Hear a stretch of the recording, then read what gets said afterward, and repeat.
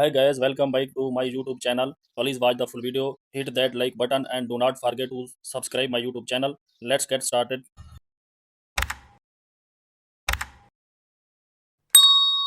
Open the pixel lab, select the shape button, adjust the shape, change the color, select the color option, adjust the sticker, select the text option, edit to right, adjust the size, select the color option, adjust the color, adjust the font, select the stroke button, enable button down, adjust the color, select the shadow option, enable button down, select the copy option, copy the writing, change the color, select the color option, save the letter, select the save option, adjust the save confirmation, select the texture option, go to the gallery,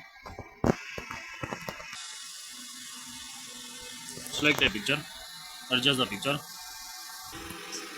change the background, select the color option, adjust the color. Please like the video and subscribe the channel.